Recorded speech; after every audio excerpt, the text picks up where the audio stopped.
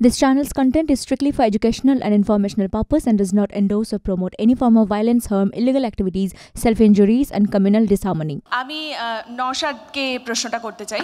বেশি কঠিন কোশ্চেন করবেন না। প্রশ্নটা শুনে নাও আগে। একটু আগে সেলিম সাহেব বললেন যে আমরা একদিকে বসেছি, ওরা আরেকদিকে বসেছে, কিন্তু এবারে সেলিম সাহেব আপনাকে দলে নেয়নি এবং আপনাদের জোটটাও হয়নি এবং এখন আপনাকে অনেক রকম অভিযোগও করা হচ্ছে, তৃণমূল কংগ্রেসের বি টিম, তৃণমূলকে সাহায্য, বিজেপিকে সাহায্য, সাম্প্রদায়িক নানা রকম কথা। কারা বলছেন? যারা একটা সময় আপনার দাদাকে ব্রিগেডের মঞ্চে তুলেছিলেন এবং সেই সময় সাম্যবাদের কথা বলেছিলেন, সেই সময় যখন সাম্প্রদায়িক যারা বলেছিলেন, অভিযোগ করেছিলেন, তাদের তীব্র বিরোধিতা করেছিলেন। আজ তারা একই অভিযোগ করছেন। তাহলে এটাও কি কোথাও গিয়ে সংখ্যালঘু তোষণ নয় যে কাজের বেলায় কাজী, কাজ ফুরলেই পাজি? দেখুন, কোশ্চেনটা দারুণ করেছেন। সবসময় একটা প্রেশার পলিটিক্স চলে, যতক্ষণ প্রেশার দিয়ে তাকে রাখতে পারবো গুড বয়, আর যখনই এখান থেকে বেরিয়ে যাবে তখনই সে তার গুডের পরিবর্তে কী হচ্ছে আর বলতে লাগছে না। মমতা ব্যানার্জি দলে ব্রাত্যবাবুদের দল থেকে মাঝে মধ্যেই আমাকে বলে আক্রমণ হয় পীরজাদা কেন রাজনীতিতে। এই পীরজাদা যদি ব্রাত্যবাবুদের ওই সমস্ত দুর্নীতিগুলোকে না দেখে সব ভালো কাজ করছে, মমতা ব্যানার্জি সরকার খুব সুন্দর চলছে, আমার মতো ভালো পীরজাদা পৃথিবীতে দুটো পাওয়া যাবে না, ঠিক সে এক্ষেত্রেও সেটা হচ্ছে, এর বাইরে নয়। আপনি প্রশ্ন যখন তুলেছেন আমি বলছি, আমরা রাজনীতিতে আসার সাথে সাথে বিজেপির বুথের স্তর থেকে বিভিন্ন কর্মীদের সমালোচনার সম্মুখীন আমরা হয়েছি। 2021 নির্বাচনের সময় ব্রাত্যবাবুদের দলের কর্মী সমর্থকদের সমালোচনার সম্মুখীন হয়েছি। এই 2024 লোকসভার নিরিখে আমরাও সমালোচনার সম্মুখীন হচ্ছি। ব্যাপারটা হচ্ছে আমাদেরকে বিজেপি ফান্ডিং করছে, শ্রমিকবাবুরা টাকা দিচ্ছে, এখন দিচ্ছে ব্রাত্যবাবুরা, কিন্তু দুঃখের বিষয় আমার কিন্তু সুইস ব্যাংকে অ্যাকাউন্ট নাই। আমিও জানতে চাই, 60 বছর দেশ চালাচ্ছেন, 34 বছর বাংলা চালিয়েছেন, 25 বছর বাংলা চালিয়েছেন, 13 বছর বাংলা চালিয়েছেন, 10 বছর দেশ চালালেন, সুইস ব্যাংকে কীভাবে অ্যাকাউন্ট হয় অন্তত আমাকে একটু বলে দিক, সেটা রাখবো, আমি রাখার জায়গা পাচ্ছি না। দ্বিতীয় কথায় আসছি যেটা, যে এগুলো হচ্ছে একটা প্রেশার দিয়ে একটা আটকে রাখা। যে মূল কথায় আসি, সমালোচনার সম্মুখীন হয়েছি, কিন্তু আমি এখন বলছি আমি যে ধরনের শব্দের সম্মুখীন আমাকে হতে হয়েছে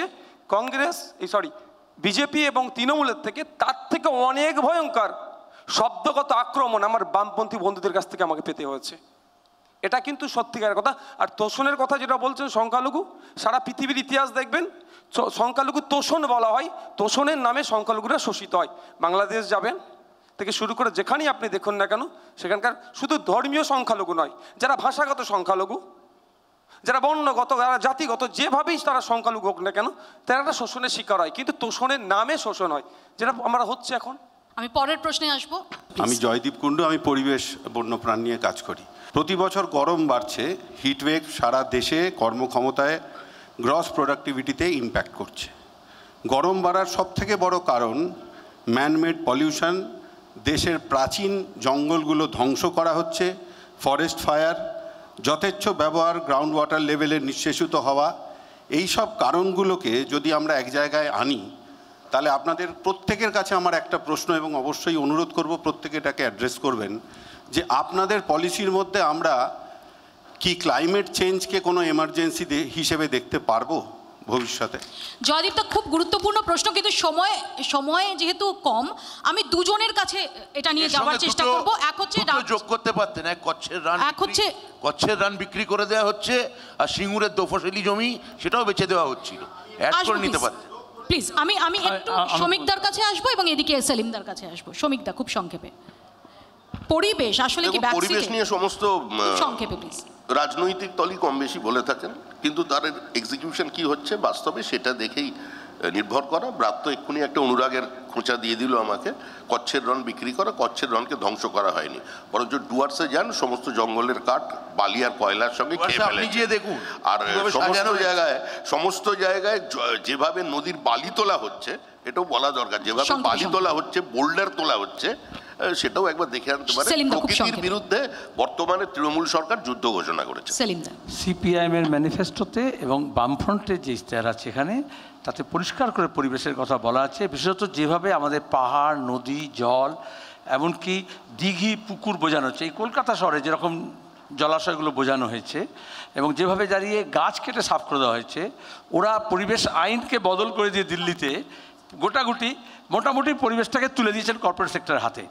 বিশ্ব উষ্ণায়ন নিয়ে কনফারেন্স হচ্ছে, বক্তৃতা হচ্ছে, কখনো কখনো বৃক্ষরোপণ উৎসব হচ্ছে, কিন্তু আমাদের গ্রিন কাভারেজ কমে গেছে। কলকাতায় কমেছে, বাংলায় কমেছে। এখানে দাঁড়িয়ে পলিউশন কন্ট্রোল বোর্ডকে অথর্ব করে দেওয়া হয়েছে। রামসা এগ্রিমেন্টের পরে আমাদের ইস্ট ক্যালকাটা যে জলাশয়, সেখান থেকে কংক্রিট সব শুরু হয়ে গেছে, রক্ষণাবেক্ষণ করার কথা। এগুলো নিয়ে লড়াই চলছে, পার্লামেন্টের মধ্যে চলবে, পার্লামেন্টের বাইরে চলবে। আমি চঞ্চল দেব, ভারতবর্ষে যত রাজনৈতিক দলগুলো রয়েছে তাদের উদ্দেশ্যে কথাটা বলছি। এই জন্য বলছি যে আমাদের দেশ থেকে কবে দুর্নীতি মুক্ত ভারতবর্ষ হবে, এটা আমি এখানে যারা রয়েছেন তাদের কাছে জানতে চাইছি। আপনার অনুমতি নিয়ে এই উত্তরটা আমি দেব। কারণ যখন আপনি বলেন যে যারা ক্ষমতায় থাকেন, যারা নেতা, তারা দুর্নীতিতে যুক্ত হন, তখন আমার মনে হয় আমরা যারা ভোটার তাদের নিজেদের মুখের সামনে আয়নাটা ধরা উচিত এবং নিজেদের বোঝা উচিত, স্বীকার করা উচিত যে আমরা সেরকম সরকার বা সেরকম নেতা যে কোনো রাজনৈতিক দলের আমরা ডিজার্ভ করি, যেরকম ডিজার্ভ করি আমরা সেরকম পাই। দুর্নীতির পরও তো যাদের নিয়ে দুর্নীতি নিয়ে আলোচনা হচ্ছে তাদেরকে তারপর আমরা ভোটাররাই তো নির্বাচিত করেছি। তাদের কখনো কেন্দ্রে নির্বাচিত করেছি, কখনো বিভিন্ন রাজ্যে নির্বাচিত করেছি। কাজে আমরা কী ধরনের সরকার ডিজার্ভ করি সেটা কিন্তু আমাদের উপর নির্ভর করে। ধন্যবাদ আপনাকে, খুব গুরুত্বপূর্ণ এই প্রশ্নটা তোলার জন্য। আমি পরের প্রশ্নে যাব। সৌমিতা। সবাইকে একসঙ্গে পেয়েছি। নমস্কার, আমি সোনালি। তাই আমি একটা প্রশ্ন করতে চাই। এটা পার্টিকুলারলি আমি কাউকে বলতে চাই না, সবার কাছেই আমার এই প্রশ্ন। সেটা হচ্ছে যে প্রত্যেকটা ইলেকশন এলেই প্রি এবং পোস্ট ভায়োলেন্স একজন মানুষ হিসেবে, সর্বোপরি একজন শিল্পী হিসেবে আমাকে খুব ভাবায়, আমায় কষ্ট দেয়। এই ভায়োলেন্সহীন ভোট কবে দেখতে পাবো? ধন্যবাদ। আমি এই প্রশ্নটা ব্রাত্যদার কাছে নিয়ে যাব, কারণ এই রাজ্যের প্রেক্ষাপটে যখনই এই আলোচনাটা হয়েছে বেশিরভাগ সময়ই শাসক দলের দিকেই আঙুলটা উঠেছে। কাজে আমি এই লিবার্টিটা নিলাম ব্রাত্যদা প্রশ্নটা আপনাকে থ্রু করার জন্য। না, আমি বলছি যে এটা তো বাংলার নির্বাচন, আপনারা যদি অনেক দিন ধরে দেখেন ইতিহাস, এই বহুদিন ধরে নির্বাচনের পর এখানে সেই যুক্তফ্রন্ট আমল থেকে হচ্ছে।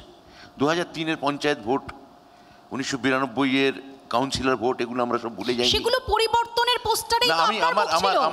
আমার পয়েন্ট আমি বলে নিই। সেগুলো পরিবর্তনের পোস্টারেই তো আপনার মুখ ছিল।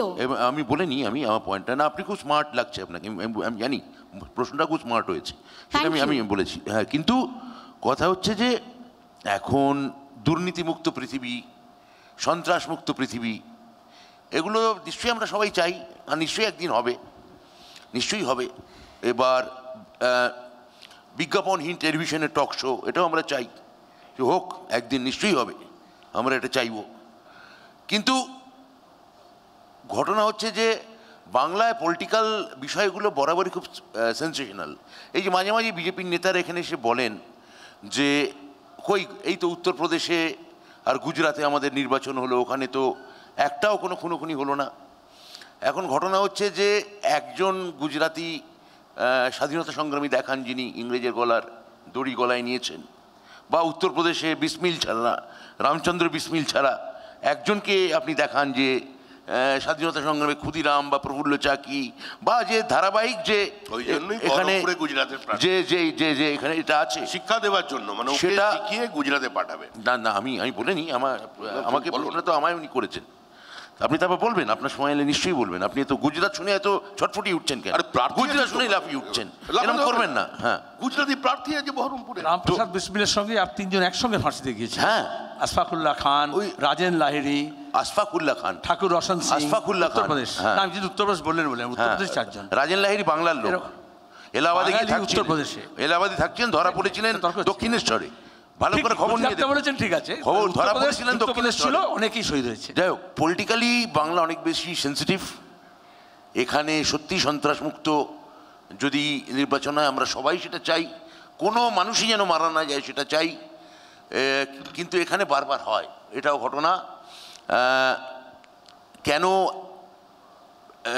ঠিক হলিউড যেখানে, কেন ঠিক তার বাইরেই সবথেকে বেশি বর্ণবিদ্বেষের মারামারি হয়, যেখানে সারা পৃথিবীতে শান্তি সিনেমা বানানো হয়, হ্যাঁ, শান্তির বার্তা দেওয়া হয়, সেখানে কেন সাদা কালোর মারামারি সবথেকে বেশি হয়, সেটাও যেমন আমাদের কাছে একটা রহস্য, তেমনি বাংলায় কেন বরাবর এই ধরনের সন্ত্রাস হয়ে আসছে সেই 47-52 সালের নির্বাচন থেকে, প্রথম সাধারণ নির্বাচন থেকে, সেটাও আমাদের কাছে একটা রহস্য।